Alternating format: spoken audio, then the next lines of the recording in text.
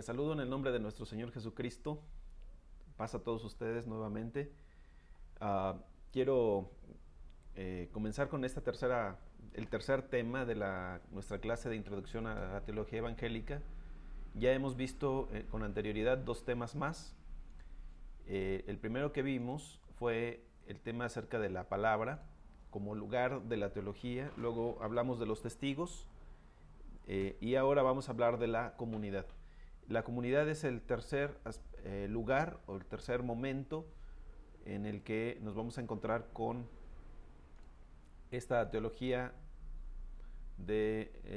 nuestra introducción a la teología. Muy bien, pues sean bienvenidos y vamos a hablar acerca de la comunidad. Recuerden que estamos hablando acerca del lugar donde se da la teología, el lugar que ocupa dentro de todas las ciencias de los saberes y de los conocimientos, y también el lugar que ocupa dentro de la propia iglesia. Ahora, hemos dicho que la teología bíblica, la teología evangélica, que nosotros estamos aprendiendo a realizar, es una teología que es una ciencia humilde, es una ciencia modesta y es una ciencia alegre. Pero sobre todo quiero seguir haciendo énfasis en la cuestión de que la teología evangélica es una teología o es una ciencia humilde. Es decir, el soporte de esta teología no nos da el reconocimiento que viene de afuera, del mundo del conocimiento, sino que es una ciencia que se va a dar dentro de un ámbito en el que solamente el que tiene fe va a darle un reconocimiento a esta ciencia. En este caso, tenemos que hablar de la comunidad, porque el lugar donde se da la teología es una comunidad.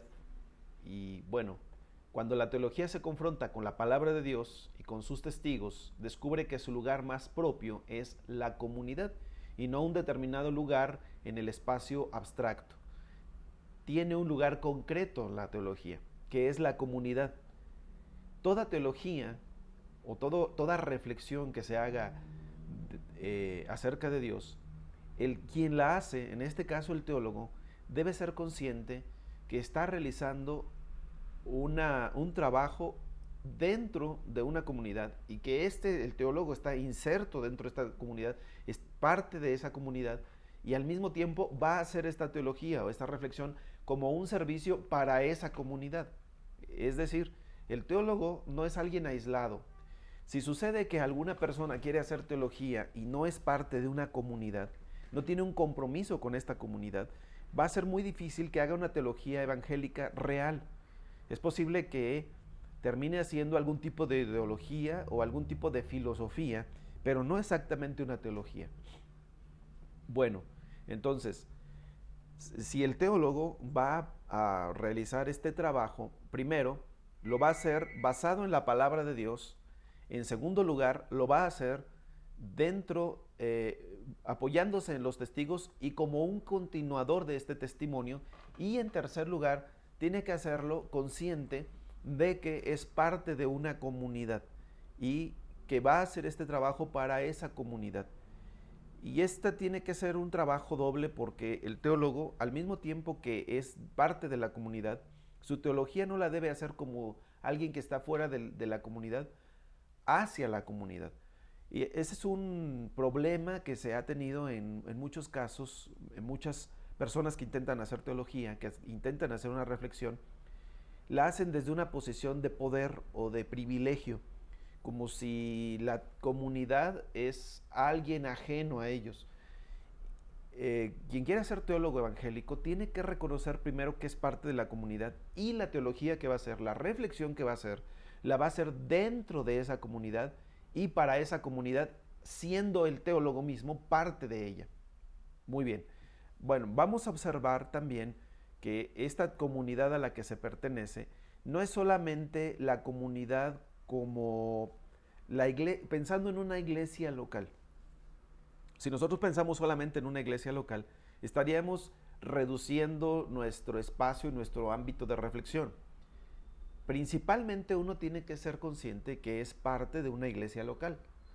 Si usted va a hacer teología y quiere hacer verdadera teología evangélica, en primer lugar necesita asumir un compromiso con su comunidad local, ser parte de una comunidad, de una iglesia local, de una iglesia que se reúne frecuentemente en una localidad, y usted necesita asumir un compromiso real con esa comunidad, un compromiso de amor, un compromiso de entrega, un compromiso de servicio, un compromiso de cuidado por esa comunidad. No puede usted hacer una teología sintiendo que es ya alguien ajeno a esa comunidad. Hay personas que cuando empiezan a hacer teología, su ego empieza a crecer, se empiezan a pensar que la comunidad es como un grupo de individuos inferiores a sí mismo y que él ya pertenece a un nivel distinto.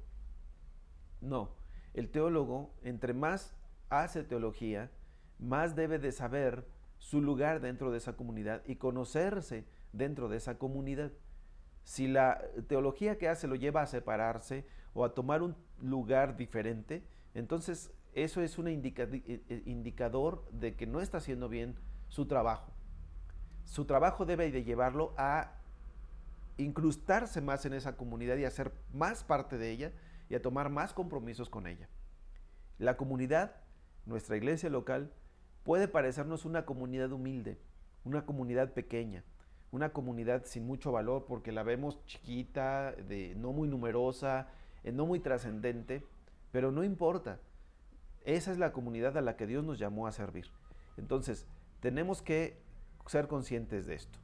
La cristiandad, por otro lado, es la colectividad reunida, fundada y ordenada por la palabra de Dios, la comunidad de los santos. Estos santos son las personas a las que llegó la palabra y fueron movidas de tal modo por ella que no pudieron sustraerse a su mensaje y llamado. En segundo lugar, la cristiandad la forma una colectividad mucho más grande que la iglesia local. No podemos pensar que solamente pertenecemos a esa iglesia. Después de la iglesia local, el teólogo pertenece a una comunidad más grande. Es como que vamos abriendo nuestros círculos de un círculo pequeño a un círculo más grande, y así vamos a ir ampliando nuestro campo de acción y nuestro campo de alcance por medio de la teología, de esta reflexión que hacemos en la palabra y como continuación de los testigos, siendo un testigo más. Comienza con esa comunidad que en primer lugar es una colectividad que se reúne, que está fundada y ordenada por la palabra de Dios. Tiene su origen en la palabra de Dios. Somos una comunidad de la palabra. Nos reunimos ahí porque hemos creído en la palabra de Dios, porque la hemos escuchado y porque después de haberla escuchado hemos querido depositar nuestra confianza, hemos decidido depositar nuestra vida y orientar nuestra vida por esa palabra. Ahora, esta comunidad que se reúne son los santos, las personas a las cuales llegó la palabra y fueron movidos por ella, al igual que nosotros. En torno a esta fe en la palabra es que se forma la comunidad, y esta comunidad es la comunidad de los santos. Es impresionante cómo la palabra de Dios, el testimonio bíblico, los apóstoles, que son testigos de esta palabra, decidieron llamarle a aquellas primeras comunidades que se formaron en torno a la palabra de Dios, la comunidad de los santos. Somos santos, y es una comunidad de santos, no en un sentido moralista, de personas perfectas que ya no pecan, sino somos santos en el sentido de lo que la palabra de Dios ha logrado en nuestra vida. El logro más grande que ha hecho es la palabra de Dios nos ha separado del mundo, nos ha separado del resto de las personas, pero no porque seamos personas superiores, diferentes, en un sentido de esa diferencia en un sentido de superioridad o de distinción o de dignidad.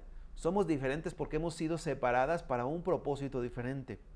Somos diferentes porque hemos sido apartados para vivir de una manera distinta. Eso es lo que nos llama o nos hace ser santos. Hay que recordar que en el Antiguo Testamento, cuando nosotros leemos acerca de el templo, del santuario, necesitamos recordar que las cosas santas eran llamadas así porque habían sido separadas para un propósito distinto. Entonces, por ejemplo, el pan, los utensilios que se utilizaban en el templo, los mismos objetos de los cuales se formaba el santuario, ya de por sí eran llamados santos porque habían sido separados para un uso especial. Entonces, la santidad de aquellos objetos no dependía de su condición moral, sino dependía de aquello para lo cual habían sido separados. Entonces, esta comunidad a la que pertenecemos es una comunidad de santos porque ha sido separada para un propósito especial, la misión de la iglesia, la misión para la cual fue llamada esta comunidad.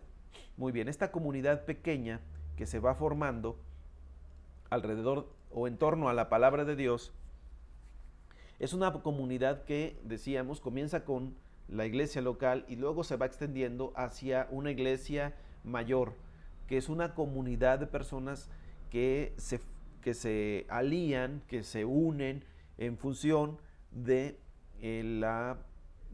una institución, digámoslo así. Ahora, estas personas que son quienes reciben la palabra, fueron hechas capaces, deseosas y dispuestas a recibir la palabra en calidad de testigos secundarios de la palabra.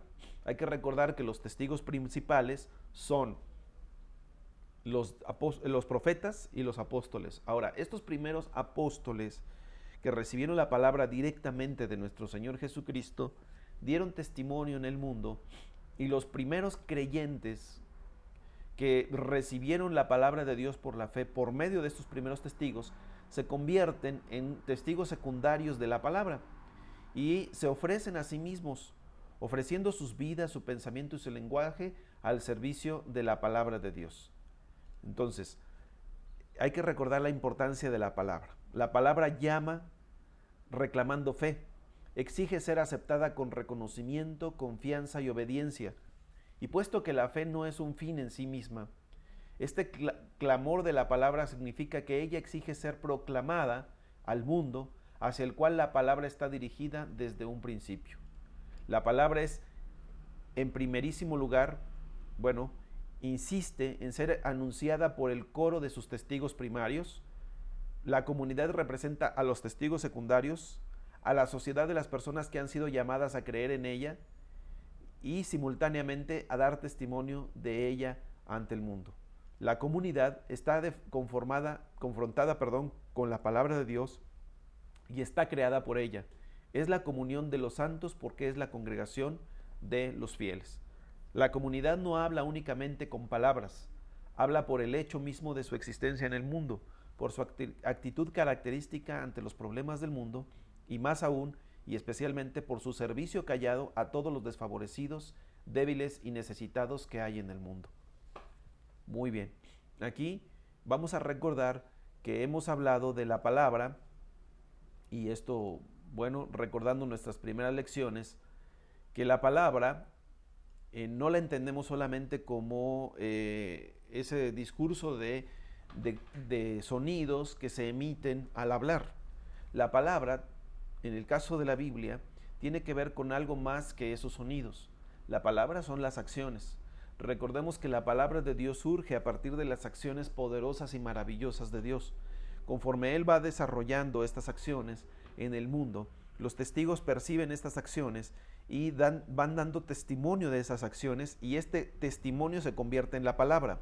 Ahora, cuando la iglesia, la comunidad que recibe la palabra, transforma estas palabras en acciones, entonces sucede que la palabra, al hacerse acción, se convierte en la palabra activa en el mundo. Muy bien. Las acciones de la iglesia en nombre de Dios, cuando éstas corresponden verdaderamente al testimonio bíblico, cuando el testimonio bíblico, decíamos, la palabra se hace acción en la iglesia, entonces se vuelve palabra activa. Esta palabra, la palabra activa que realiza la comunidad, debe corresponder a la palabra que es activa también en el testimonio bíblico. Entonces, la obra de la comunidad en ese sentido consiste en el testimonio que da mediante las palabras pronunciadas y palabras escritas también, es decir, consiste en la autoexpresión verbal a través de la cual ella cumple su encargo de predicar, enseñar y aconsejar pastoralmente, y aquí comienza el servicio especial, la función peculiar de la teología en la comunidad.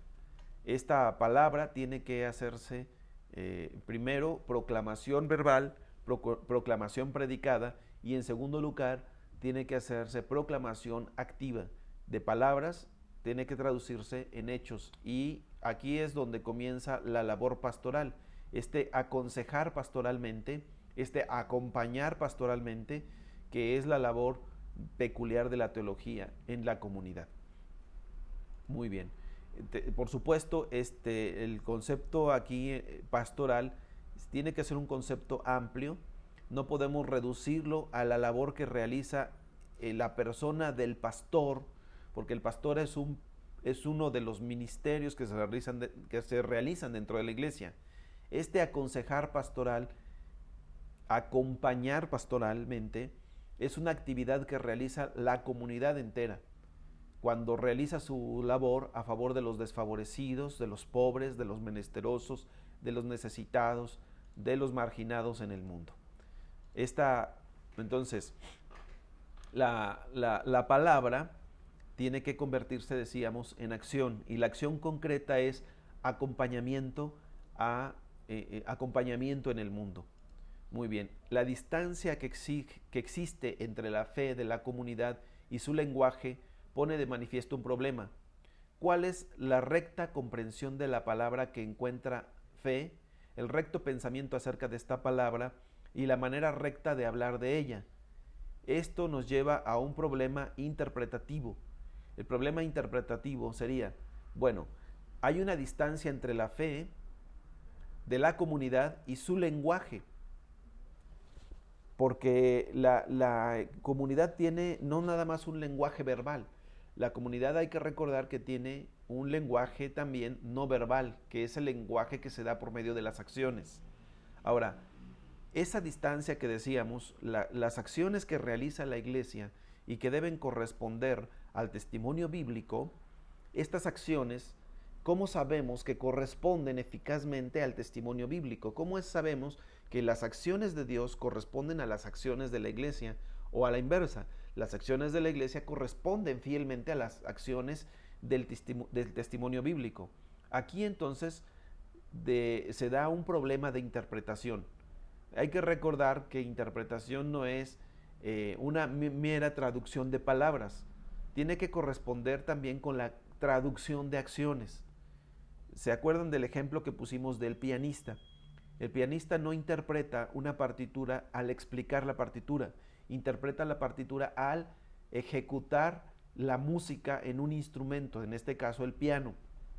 Bueno, si la iglesia ha de interpretar correctamente la palabra de Dios, tiene que traducir lo que está escrito en acciones concretas que vuelven a revivir o que vuelven a traer a la vida las acciones concretas de la palabra que está escrita como testimonio bíblico.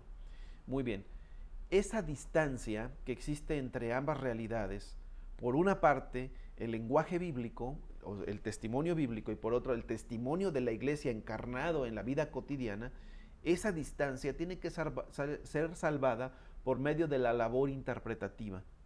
¿Cuál sería entonces la recta comprensión de la palabra? ¿Cuál sería entonces la correcta interpretación de esa fe, de ese pensamiento? Bueno, la teología entonces tiene que hacer esa labor. En ese sentido, en teología, la cuestión acerca de la verdad se plantea en un nivel distinto, no en un nivel intelectual, ¿verdad? Porque si quisiéramos saber cuál es la correcta interpretación, no nos estaríamos centrando exclusivamente en el logos, o sea, en la palabra, porque eso haría la filosofía. La filosofía se centra en la verdad como abstracción, pero la teología tiene que concentrar sus esfuerzos en descubrir la verdad como concreción. El lenguaje abstracto y el lenguaje concreto son cosas diferentes. El lenguaje abstracto se da a nivel de las ideas, pero el lenguaje concreto se da a nivel de las acciones. La pregunta que se hace en la teología es a nivel de las acciones. Entonces, por eso la cuestión de la verdad en la teología se debe plantear en un nivel diferente. La comunidad entiende rectamente la palabra en su pureza como la verdad que es. Comprende con adecuada sinceridad la palabra que fue hablada en y con todos estos acontecimientos. Refleja cuidadosamente la palabra y habla de ella en conceptos claros. ¿Se halla la comunidad en condiciones de dar con responsabilidad su testimonio secundario y de hacerlo con buena conciencia? Esa es la pregunta y los planteamientos que la teología debe hacerse. Entonces, en vez de servir de ayuda, la comunidad puede ser un obstáculo por la causa de Dios en el mundo si la entiende de una manera que sea parcial o del todo errónea, mediante un pensamiento desviado o alterado, o mediante un lenguaje torpe o demasiado sutil. Si la comunidad no realiza una adecuada interpretación, en lugar de ser un testigo eficaz que lleve a las personas a la fe, se convertiría más bien en un estorbo, en un obstáculo para que las personas crean de manera adecuada. Muy bien. Así que la cuestión ha de plantearse incesantemente a la comunidad y a todos sus miembros, y se resume en un saber si la comunidad realmente está siendo un testigo eficaz en la actualidad. Puesto que la vida cristiana es también inconscientemente un testimonio, la cuestión acerca de la verdad afecta no solo a la comunidad, sino también a cada cristiano en lo particular. Y el cristiano en lo particular es responsable a su vez en lo referido a la búsqueda de la verdad en este testimonio. Por ello, cada cristiano como tal está llamado también a ser en ese sentido un teólogo. Por eso, uno se debería plantear la pregunta acerca de cuál es el lugar de la teología. Y la teología, en ese sentido, no puede ser el trabajo de unos cuantos privilegiados o de unos cuantos cristianos que deben asumir esa responsabilidad. Todo cristiano debería de asumir la responsabilidad de ser un auténtico teólogo.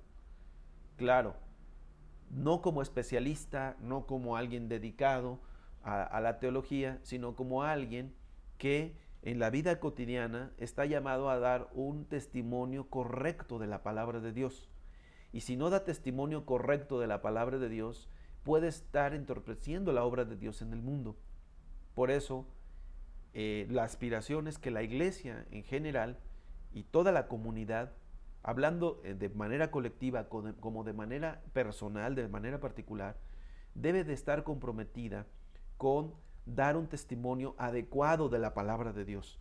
Si no está comprometida en ese testimonio, entonces no está siendo fiel a su vocación. Pero tenemos que hacernos una pregunta. ¿Cómo yo sé que mi testimonio, el testimonio que estoy dando de manera personal, de manera particular y también de manera comunitaria, cómo yo sé que estoy dando un testimonio adecuado de la palabra? ¿Cómo sé que estoy haciendo una traducción correcta de la palabra a los hechos, a las acciones, para que estas acciones en el mundo sean un testimonio eficaz?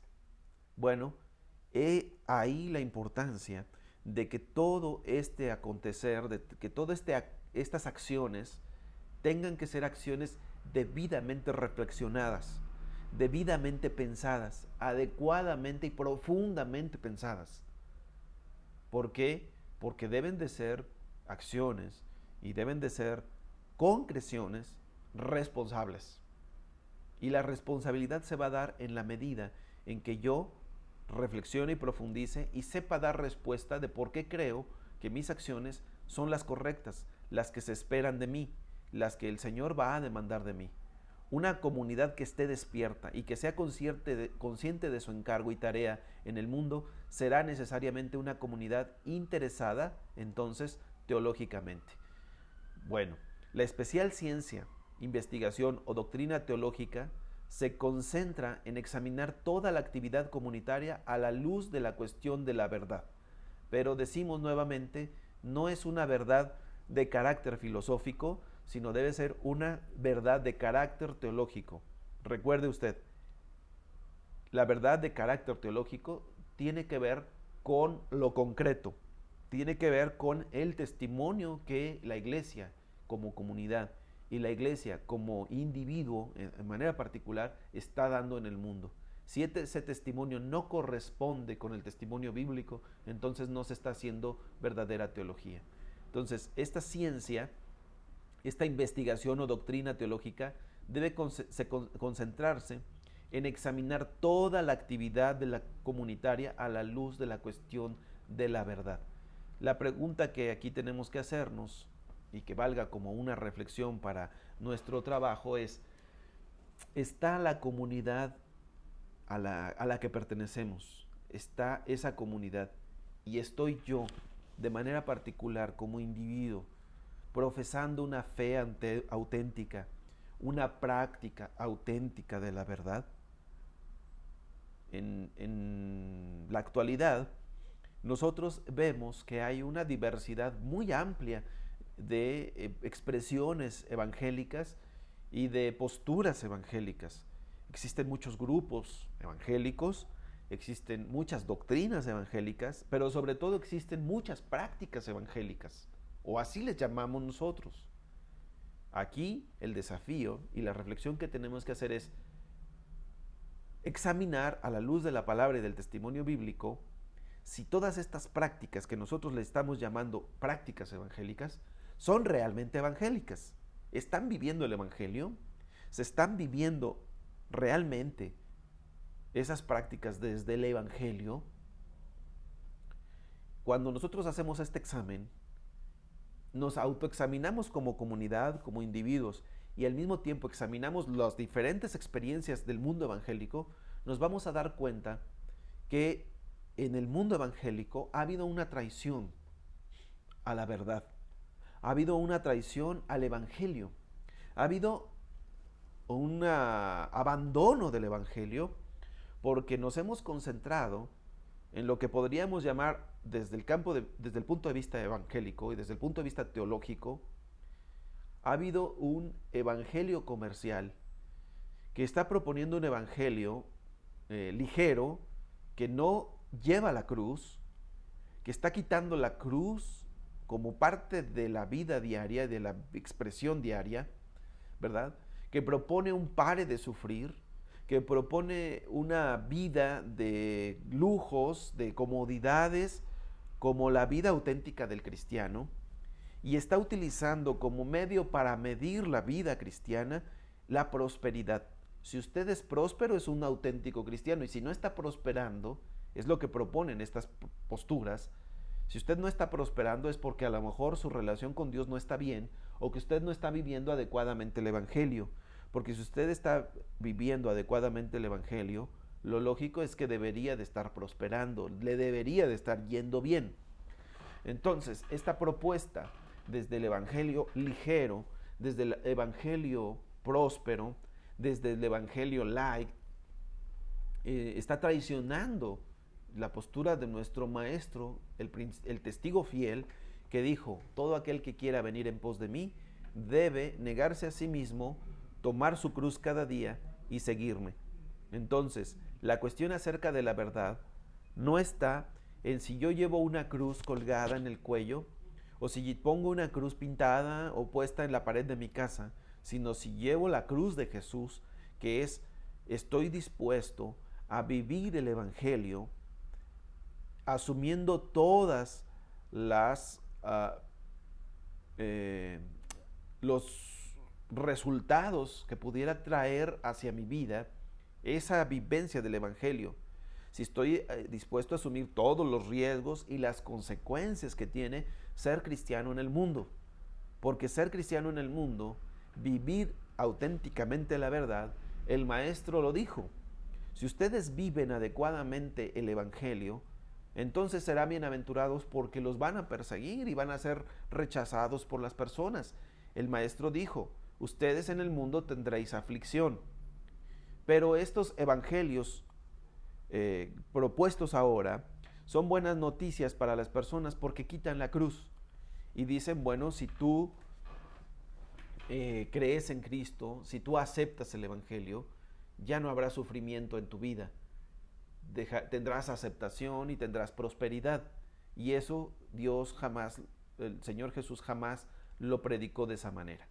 La tarea de la teología, que la teología debe cumplir continuamente, es la de estimular y dirigir a las personas para que afronten de manera adecuada la cuestión de la debida relación de su lenguaje humano con la palabra de Dios, la cual es el origen, el objeto y el contenido de ese lenguaje.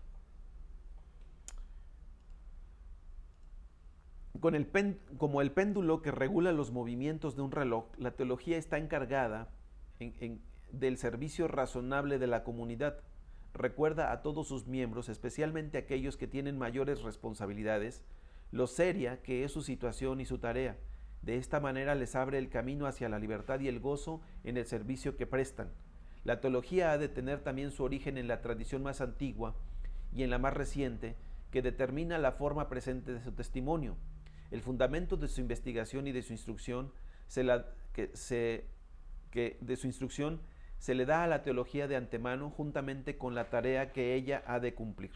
Aquí quiero rescatar una visión que nos propone el libro de los Hechos. En el capítulo 11 y el capítulo 12 en el libro de la carta a los Hebreos, en el capítulo 11 y el capítulo 12. En la carta a los Hebreos, en el capítulo 12, en el primer versículo, el escritor hace una invitación a la cristiandad y les dice: por tanto, teniendo en derredor nuestro tan grande nube de testigos. Quiero hacer referencia a esa grande nube de testigos para conectarla con nuestro tema acerca de la teología evangélica. Esa gran nube de testigos, ¿quiénes son? Algunos han interpretado como que esa gran nube de testigos son las personas que nos rodean en la vida cotidiana y que nos están observando. Pero si uno lee detenidamente el libro de la carta a los Hebreos, y si leemos sobre todo el capítulo 11 comienza hablando de la fe. El versículo 1 dice, es pues la fe, y comienza a describir la fe. Y continúa diciendo que sin fe nadie puede agradar a Dios, porque es necesario que quien busca a Dios crea que lo hay y que Él es galardonador de los que lo buscan. Y comienza a describirnos una lista de los hombres y mujeres que vivieron por la fe, empezando por el primer hombre llamado Abel. Según el libro o la carta a los Hebreos, es el primer testigo. Y hay que recordar que la palabra testigo en griego, se escribe martureo o martíreo. De ahí viene nuestra palabra martirio. De tal forma que testigo es mártir. Y el primer mártir en la historia humana fue un hombre llamado Abel. Este hombre llamado Abel fue el primer hombre de fe en derramar su sangre por causa de su testimonio. Porque dice la palabra que él fue el primero que ofreció un verdadero sacrificio a Dios, aceptado por Dios, y que Dios lo vio con buenos ojos, a diferencia de Caín, que ofreció un sacrificio que no fue agradable a Dios. Y por causa de este sacrificio que daba testimonio de su fe, Caín lo persiguió, lo rechazó y lo mató. Así Abel vino a ser el primer testigo, o sea, el primer mártir de la fe. Tal era su fe que dice la palabra que aún su fe hablaba después de haber muerto Abel y daba testimonio, de tal forma que Dios dijo: Caín, la sangre de tu hermano clama a mí desde la tierra por causa de lo que tú has hecho. Este Caín tuvo que confrontarse con una realidad, pues la sangre de Abel era un testimonio contra la maldad de Caín. Esa sangre derramada era un testimonio. Y aquí vamos a entender entonces que testimonio no es exactamente hablar, sino vivir y asumir las consecuencias que tiene que vivir de acuerdo, que tiene las consecuencias que tiene el vivir de acuerdo a lo que uno cree. Y Abel vivió de acuerdo a lo que él creía, y las consecuencias de vivir de acuerdo a lo que él creía fue que él murió. Esas fueron las consecuencias. Y él las asumió. Se convirtió así en el primer mártir de la historia. Pero no fue el primero. Los siguientes hombres de la fe, que se enumeran en el libro, la carta a los Hebreos, vivieron de acuerdo a la fe, de acuerdo a lo que ellos creían. Entonces, creer y vivir de acuerdo a lo que uno cree, eso es el testimonio. Cuando uno no vive de acuerdo a lo que uno cree, hay una incongruencia entre estas dos realidades. Entonces no hay un testimonio adecuado, uno no es un testigo fiel. Bueno, el capítulo 11 nos narra que todos estos testigos, o sea, todos estos mártires, estuvieron dispuestos aún a morir por causa de lo que creían. En primera instancia, estuvieron dispuestos a vivir de acuerdo a lo que creían, y a morir de acuerdo a lo que creían. En otras palabras, el verdadero testigo es la persona que está dispuesta a vivir de acuerdo a lo que cree, asumiendo las consecuencias que esto tiene, y si la consecuencia de vivir de acuerdo a esa fe es la muerte, están dispuestas a morir. Y eso los convierte en mártires, en testigos verdaderos. Entonces, esa tradición antigua de testimonio que viene desde el primer mártir, Abel, y que va transmitiéndose de una generación a otra, pasando por Noé, Abraham, bueno, antes de Abraham, Enoc, y después de Enoc, Abraham, y después de Abraham, David, y después de David muchos otros hombres que dice la palabra. Algunos taparon bocas de leones, conquistaron reinos, hicieron grandes proezas, pero otros fueron heridos, acuchillados, aserrados, muertos. Fueron utilizados como antorchas humanas. Bueno, ¿cómo uno va a ser testigo y cómo uno va a dar testimonio de esta fe? Eso le corresponde a Dios. Dios es el que decide. Lo que uno tiene que hacer es estar dispuesto a asumir las consecuencias de ese testimonio. Y si Dios decide que por causa de este testimonio tengamos que derramar nuestra sangre, debemos estar dispuestos a hacerlo. Pero si no, Dios decide que no sea así, también debemos de aceptarlo. Los antiguos cristianos tenían de grande valor el hecho de que Dios los eligiera para dar testimonio mediante sus vidas a través del martirio, y morir y derramar su sangre si era necesario. Y si ellos tenían que derramar su sangre y ser un sacrificio vivo por causa de este testimonio, entonces ellos lo consideraban un grande honor, un grande privilegio, pero solamente eso le correspondía a Dios decidirlo.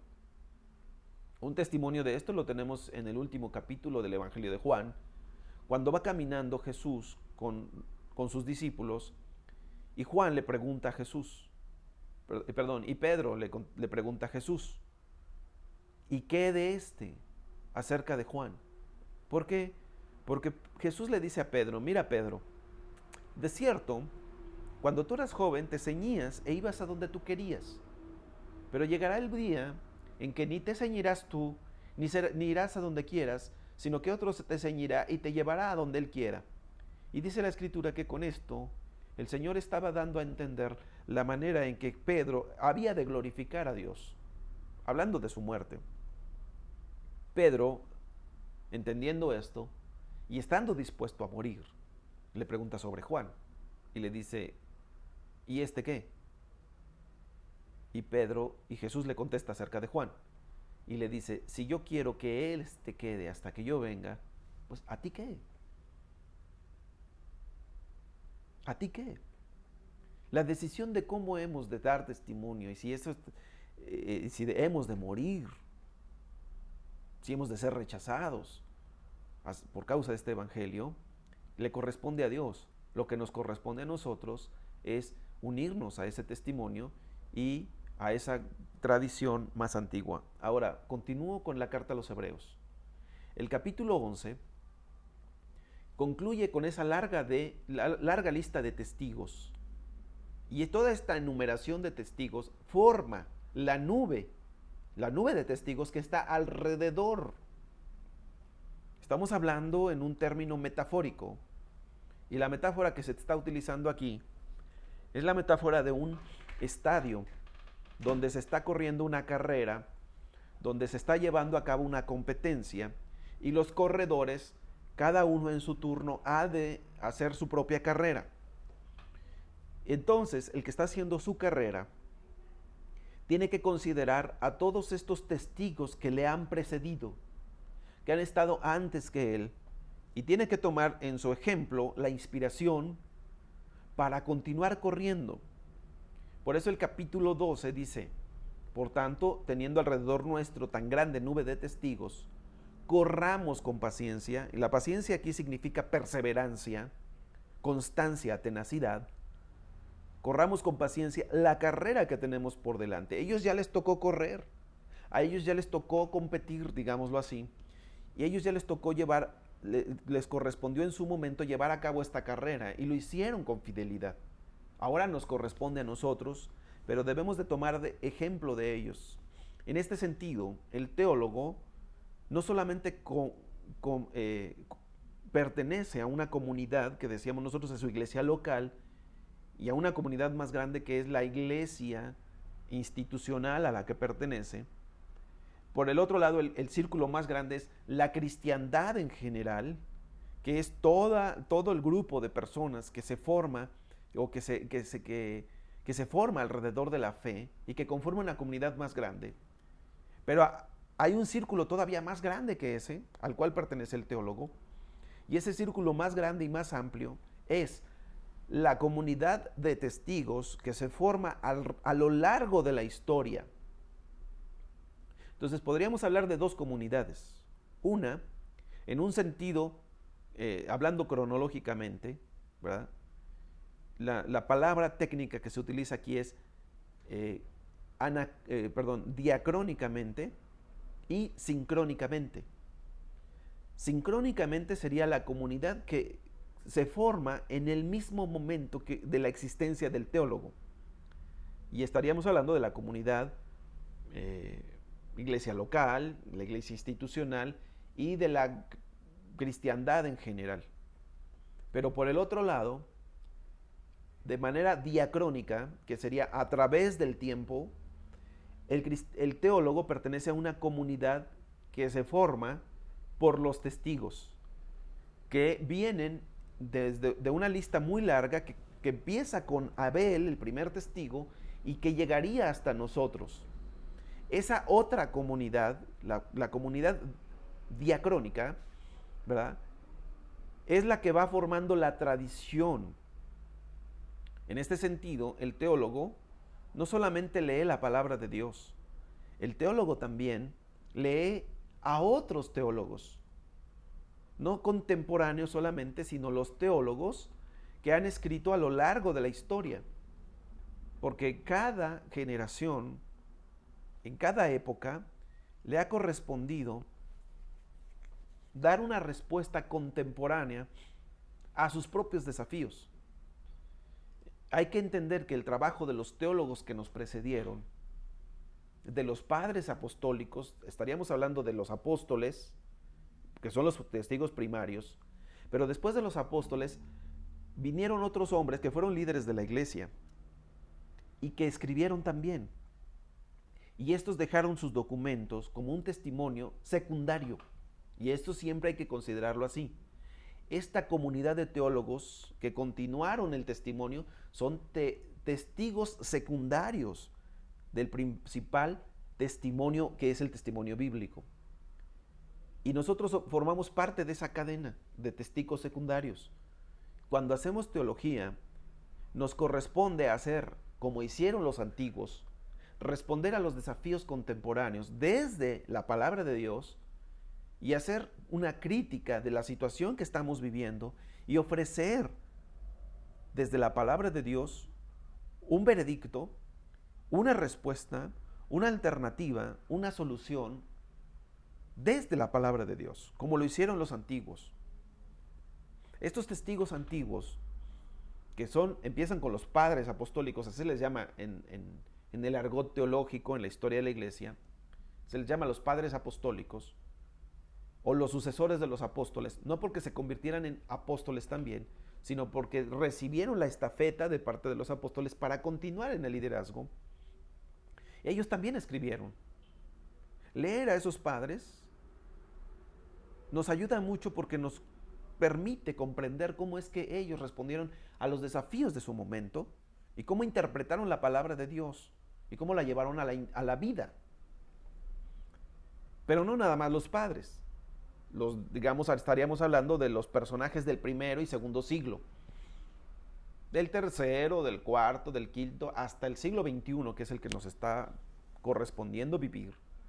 Ha habido muchos escritores que han participado y que han compartido su reflexión, tratando de hacer un vínculo entre la palabra de Dios, que está en el testimonio bíblico, y el momento histórico que les correspondió vivir. Nosotros pertenecemos también a esa comunidad. Digámoslo así, que si históricamente o viéndolo metafóricamente nos pudiéramos sentar en una mesa redonda, estarían ahí cada uno con sus escritos aportando su visión y tendríamos que estar escuchando lo que todos ellos tienen que decir para que entonces nosotros también hagamos un trabajo fiel como parte de esa comunidad de testigos a lo largo de la historia. El trabajo del teólogo entonces es unirse también a esa comunidad, a esa tradición antigua. A la fe de la comunidad se le pide que trate de entender. La fe trata de entender, eso es lo que la teología debe encarnar y representar. Lo que a la fe le distingue del asentamiento ciego es precisamente su carácter especial como fe que trata de entender. No trata de entender para tener fe, sino cree para tratar de entender. Eso es teología. Tener fe para tratar de entender. Una manera de entender la realidad y el mundo en que vivimos, el mundo que nos rodea, es teniendo fe. Entendemos el mundo por medio de dos facultades principales. Una es la razón, que es lo que aporta la ciencia y la filosofía. Pero la otra manera de entender el mundo es la fe. La fe no debe excluir a la razón ni a la inteligencia, sino que debe de ser también un punto de partida para entender la realidad. Para poder comprender el mundo en el que estamos, necesitamos tener fe. La teología, pues, lo que hace es tener fe para tratar de entender la realidad. La teología dice yo creo, juntamente con la comunidad actual y con sus padres, pero creo con el fin de entender. Vamos a ver 3 puntos en los que esta libertad para entender, ¿verdad?, resulta fundamental. En primer lugar, a diferencia de las ciencias, porque debemos entender que la ciencia, la teología es una ciencia libre, pero no corresponde a las otras ciencias, no está en el mismo tenor, porque las otras ciencias necesitan la razón para entender. En teología, la razón viene como resultado de la fe. Primero tenemos fe para entender y en función de ese entendimiento, de ese entendimiento creyente, razonamos. Muy bien. La teología, entonces, como ciencia libre, ¿sí?, es libre porque, en primer lugar, un presupuesto tácito en nuestra última lección sobre el testimonio inmediato de la palabra de Dios es que nosotros sabemos quiénes son los testigos. Y también tenemos la presuposición, además de que sabemos qué escritos han de ser leídos e interpretados como sagradas escrituras y han de ser reconocidos y respetados como la norma de teología. La teología se atiene a la sección de diversos escritos que confirmaron a sí mismos ante la comunidad como testimonio profético y apostólicos genuinos. Muy bien.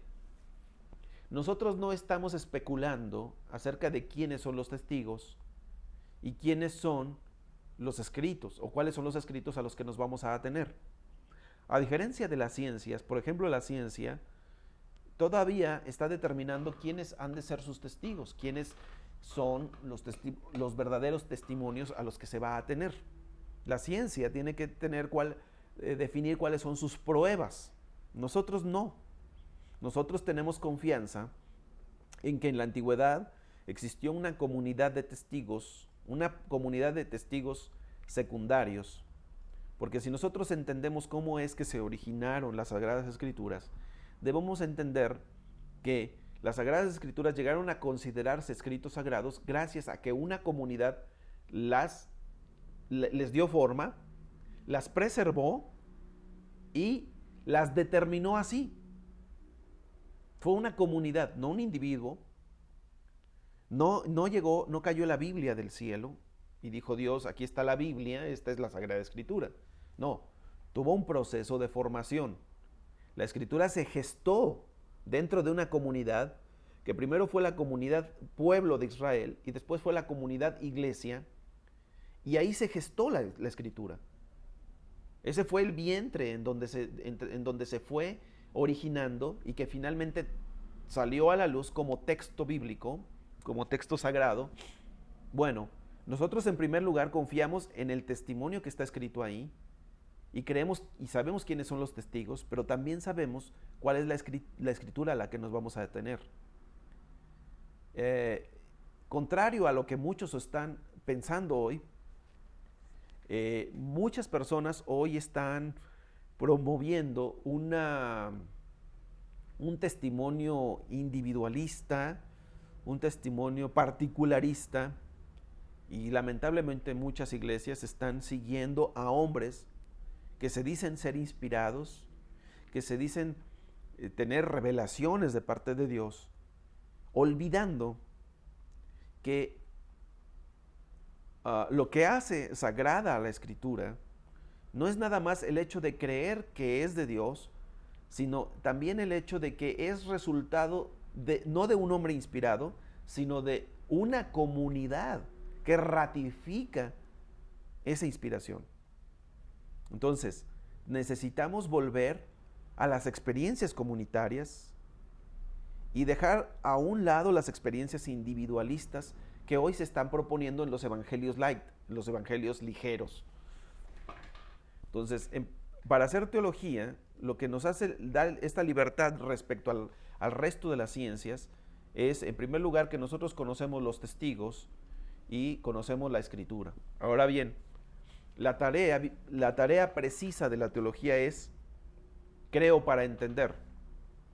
En el cumplimiento de esta tarea, la teología trata de captar y entender específicamente una cosa: hasta qué punto la colección de escritos canónicos reconocidos entonces y más tarde es efectivamente el canon de la Sagrada Escritura. Este reconocimiento es también labor de la teología.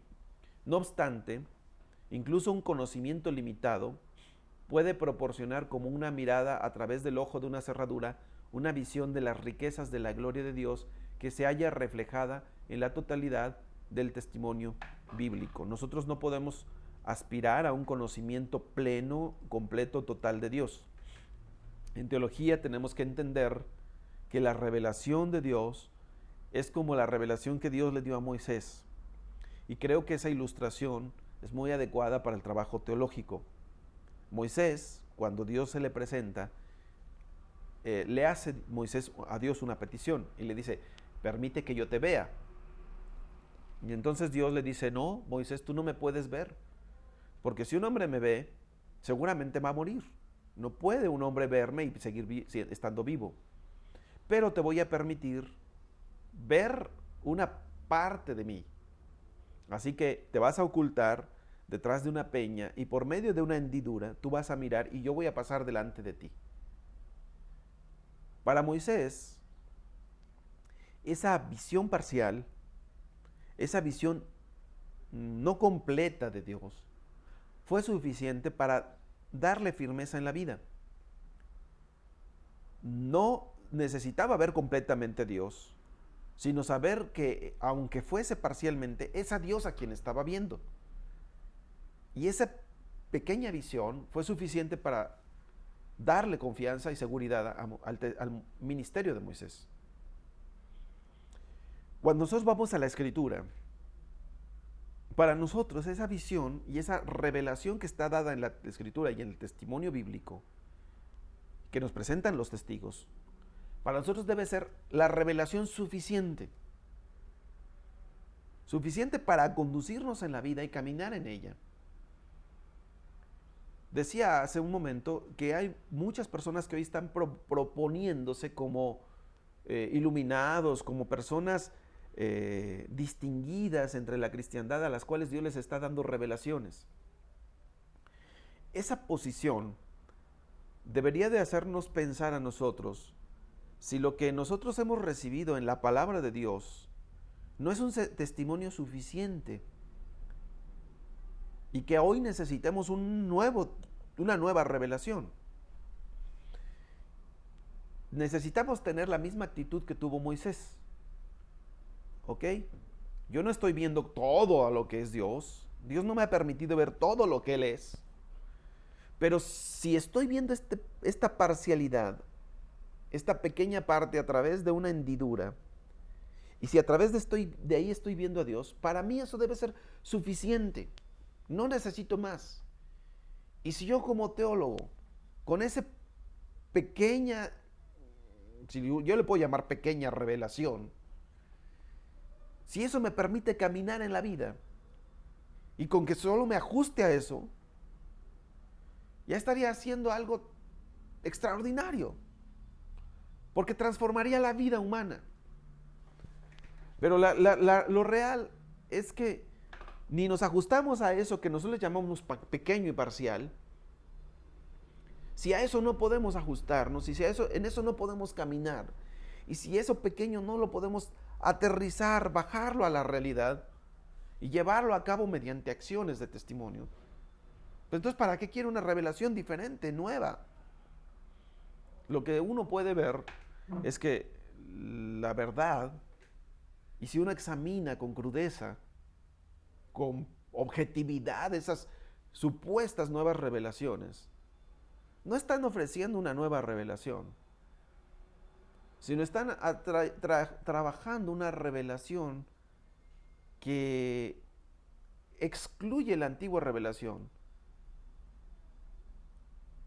y que hace un camino más sencillo y más fácil para las personas, de tal forma que ellos puedan responder en su vida cotidiana de una manera que no necesitan comprometer la vida, que no necesitan comprometer su existencia con la verdad.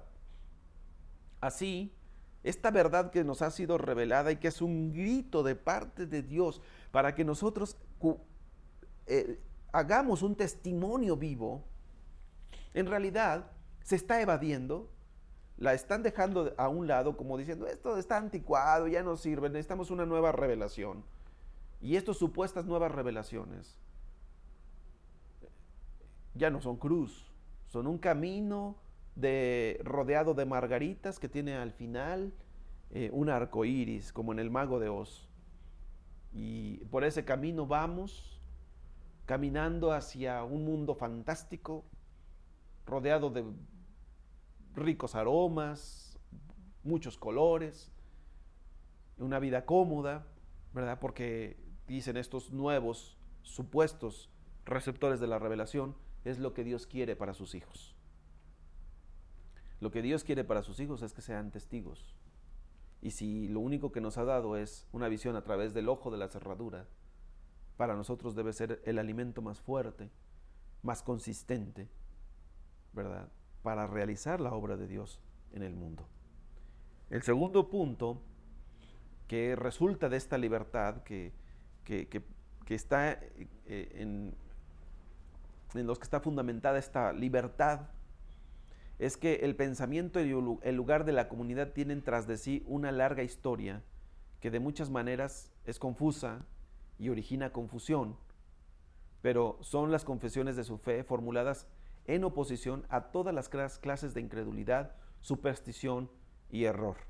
Para nosotros puede ser muy complicado comprender la Escritura, pero lo que tenemos que entender antes de pensar en qué dice la Escritura para mí hoy, es tratar de entender la Escritura en su propio contexto y preguntarnos acerca de cómo es que aquellas comunidades de fe respondieron en su momento a los diferentes desafíos que tenían y cómo ellos lograron dar un testimonio adecuado en su momento. Para nosotros aparece como confuso, pero si lo entendemos así, va a tener claridad. Al tratar de buscar igualmente la verdad hoy día, ha de mostrarse respeto a la tradición y un vivo deseo de aprender de ella. El teólogo ha de tomar nota de cómo una cosa fue ocasionalmente definida y proclamada como recta y de cómo otra cosa fue anatemizada como errónea por el consentimiento de la mayoría de los líderes en el tiempo en que se extendían nubarrones sobre el testimonio cristiano. Tenemos mucho que aprender de esa historia de los que nos precedieron. Y en tercer lugar, y finalmente, se requiere un breve comentario por el hecho de que la propia historia de la teología pertenece a la tradición que determina a la comunidad. Lo que nosotros somos hoy como iglesia es el resultado de lo que nos ha precedido. Para bien o para mal, la teología de ayer es una fuente burbujeante para la comunidad y principalmente para la teología misma. Por eso hemos de escuchar con especial atención precisamente a aquellos padres de ayer, interpretándolos no como arreglo a la norma crítica, sino también como sacando de ellos el mejor provecho. Y con esto concluimos nuestro tema de hoy. Espero que Dios los bendiga.